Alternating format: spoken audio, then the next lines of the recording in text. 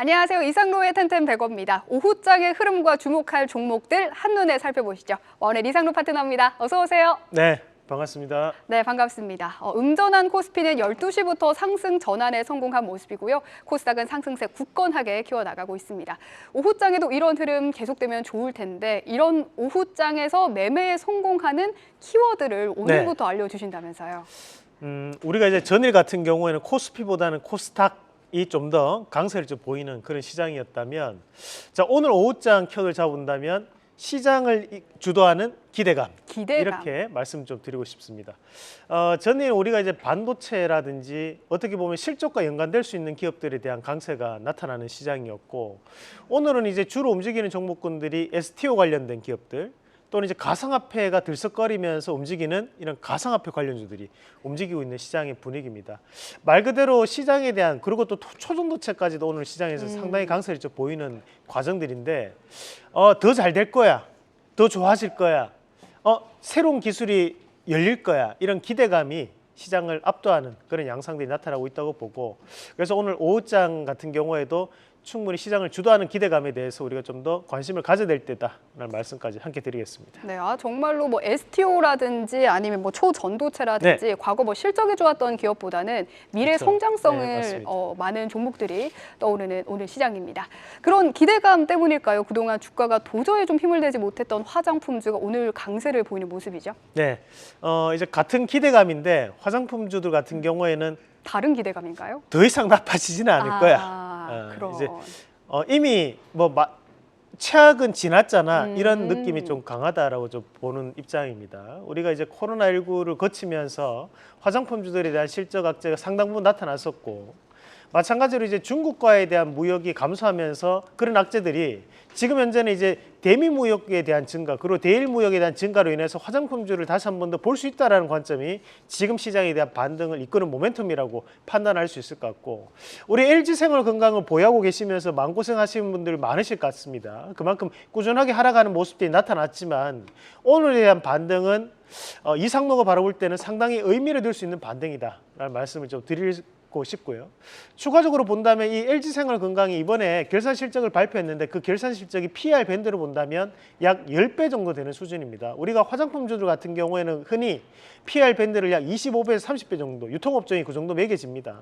그런데 현재 지금 LG생활건강이 10배 정도 수준까지 내려왔다는 것은 실적에 대한 바닥도 드러나고 있다는 부분으로 봐야 된다고 말씀을 좀 드리겠고, 마찬가지로 아모레퍼시픽 같은 경우 오늘 반등이 나타나고 있는데, 이 아모레퍼시픽에 대한 반등도 결국 장기평에 대한 자리에서에 대한 반등이거든요.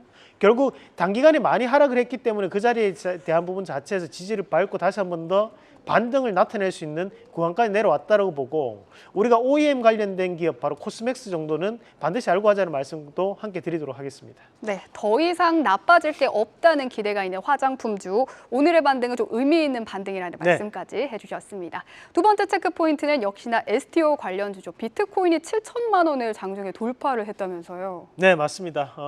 뭐 우리나라 지금 돈으로 7천만 원을 장중에 돌파하는 모습을 나타냈었고, 그만큼 지금 현재 비트코인 같은 경우에도 유동성에 대한 기대감이 상당 부분 자리를 잡고 있는 과정으로 좀 봐야 될 것 같습니다.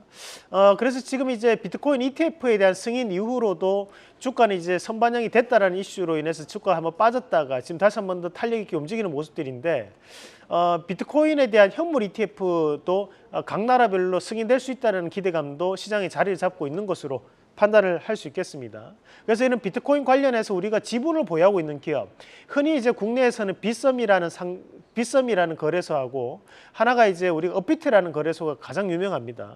거기에서 업비트에 대한 지분을 보유하고 있는 것이 두나무에 대한 지분을 보유하고 있는 업체가 우리기술투자이기 때문에 오늘 우리기술투자가 상당히 강세를 보이고 있는 양상이 나타나고 있다는 말씀도 드리겠고, 마찬가지로 이제 우리가 이런 부분 가상화폐가 이슈가 되면 함께 이슈가 되는 것이 NFT 관련된 기업들도 함께 이슈가 됩니다. 그런 관점에서 갤럭시와 머니트리에 대한 상승도 오늘 의미를 좀 둘 수 있는 상승이라는 부분, 그리고 이제 빗썸에 대한 지분을 가지고 있는 기업이 T 사이언티픽이라는 기업이 있고, 그 기업에 대한 모회사가 위지트라는 기업이거든요. 이 위지트 같은 경우에도 오늘 상당한 강세를 좀 나타낸다는 것도 의미를 좀 둘 수 있는 부분. 그리고 우리가 벤처 투자 기업들은 스타트업이라든지 이런 가상화폐에 대한 상당 투자가 이루어지고 있는 상황이기 때문에 에이티넘 인베스트에 대한 상승은 좀 더 눈여겨볼 수 있는 상승이다라는 말씀으로 정리하겠습니다. 네, 마지막 체크 포인트는 반도체 관련주입니다. 네. 어제 반도체를 살펴보면서 PCB 관련주도 좀 주목을 해봐야 된다 말씀을 하셨는데 오늘은 주가가 PCB 관련주로 튀는 모습이네요. 결국에는 이제 시장의 본질은 낙폭과대에 대한 부분에서 순환매가 도는 과정이라고 봅니다. 그런 관점에서 봤을 때 현재 이런 순환매적인 차원에서에 대해서 PCB 관련된 기업들도 반등을 나타내고 있는 과정이라고 봐야 될 것 같은데 전일 같은 경우에는 이제 한국컴퓨터 같은 이제 실장 기업들, 우리가 PBA 기업들이 강세를 보였다면 오늘 이제 PCB 관련된 기업들이 강세를 보이는데 우리가 이 PCB라는 것이 결국 기판을 얘기하는 부분입니다. 그 말은 뭐냐면 결국 AI 반도체에 대한 활용이 확대가 되고 그리고 전자제품들에 대한 판매가 늘어날수록 이런 기판에 대한 초도 물량들은 더욱더 많아질 수밖에 없다는 거죠. 최근에 이슈가 되었던 이제 비전 프로 같은 경우에도 그 안에 들어가는 것은 바로 FPCB가 들어가게 되는데 우리가 이제 FPCB라는 것은 이제 연성 회로 기판을 얘기하는 거고 탄성이 좀 있다는 거죠. 떨어뜨려도 안 깨진다는 거고 우리가 PCB라는 것은 그냥 일반적인 회로 기판이기 때문에 냉장고나 세탁기, TV 같은 데 들어가는 것이 PCB입니다. 그런 관점에서 우리가 과거에는 FPCB와 PCB 이런 RFPCB 이런 과정들을 나눴다면 최근에는 그런 과정들로 나누는 것이 아니라 이제 적층할 수 있는 PCB냐, 그러니까 한마디로 좀 더 고단계적 PCB를 생산할 수 있는 기업이냐 아니면 그냥 일반적인 보급형 라인업을 가지고 있느냐에 따라서 주가는 조금 바뀌는 것 같습니다. 그런 관점에서 오늘 코리아 서키트 주가 추이 한번 같이 보도록 하겠습니다. 이 코리아 서키트 같은 경우에는 우리가 라인업이 상당히 다양한 부분들입니다. 그리고 심지어 자회사로 시그네틱스라든지 또는 테라닉스 같은 자회사는 아직 상장되지는 않았지만 이런 기업들도 이제 PCB를 생산하는 기업이거든요. 그런 관점에서 봤을 때 이 코리아 서키트에 대한 재평가를 현재 보이고 있다는 부분으로 우리가 해석을 할 필요가 있고요. 또 한 가지 TLB 한번 같이 보도록 하겠습니다. 자, TLB 같은 경우에도 적층이 가능한 PCB를 생산할 수 있는 기업입니다. 그래서 다른 여타의 PCB들보다는 좀 더 고급향에 대한 PCB를 생산하는 기업이다 보니까 오늘에 대한 강세가 좀 더 의미를 둘 수 있는 강세로 이루어지지 않을까라는 부분. 그리고 우리가 HBM 관련주로 보는 것이 이제 이수페타시스라는 기업인데 이런 이수페타시스는 여전히 추세가 살아있는 추세거든요. 그런 구간 자체를 감안하면 이 이수페타시스에 대한 신고가 여부도 우리가 한 번 더 확인할 수 있는 과정들이 아닌가. 그래서 트레이딩 관점으로에 대한 접근도 긍정적이라는 말씀도 함께 드리겠습니다. 네, 오늘 공부할 관련주는 비대면 진료 관련주 들고 오셨다고 합니다. 저희가 정책 관련주로 저출생 그리고 벤처 투자사 좀 주목해보자 말씀을 하셨는데 이런 비대면 진료 관련주, 원격 진료 관련주도 좀 추가해서 넣어야 되나 봐요. 좋게 포장하면 원격 진료라고 볼 수 있고 나쁘게 보면 낙폭과대 중에 일부 그렇게 또 평가를 할 수 있을 것 같습니다. 최근 들어서 지금 현재에 대한 시장의 분위기 자체가 결국 지수 상승을 하기 위한 빌드업 과정이라고 보거든요. 우리가 축구에서도 공격하기 전에 꾸준하게 수비 라인을 계속 올리고 미드필드 라인을 같이 올려가는 축구들인 거고 이번에 클린스면 그게 안 돼서 지금 욕을 먹었던 거죠. 그런 관점에서 봤을 때 우리가 지금 이제 비대면 진료 관련된 기업들도 우리가 한번 눈여겨보셔야 되는 것들이 지금 이제 이루어지고 있는 과정들이 보면 의료에 대한 부분 자체에서 AI를 융합한다든지 원격 진료에 대한 AI를 융합한다는 얘기들이 많이 나오고 있습니다. 그러면서 제약 바이오 업종에 대해서도 AI를 활용할 수 있는 방안들이 어떤 게 있을까라는 얘기가 나오고 있는 시점이기 때문에 그렇게 본다면 이런 비대면 진료 관련된 부분에서는 어플을 활용한다든지 여러 가지 방면으로 AI를 활용할 수 있는 방안이 나올 수 있다고 판단을 해볼 수 있다는 겁니다. 그럼 그런 관점을 봤을 때 최근에 의료 AI 관련된 기업들은 상당 부분 하락폭이 컸습니다. 그러면 낙폭과대에 대한 일환으로 반등에 대한 모멘텀이 붙을 수 있는 과정이라고 보고 마찬가지로 우리가 이제 플랫폼이라는 빅데이터를 활용할 수 있는 기업들이 또 존재를 하는 부분이 있고요. 다음 그림도 한번 같이 보겠습니다.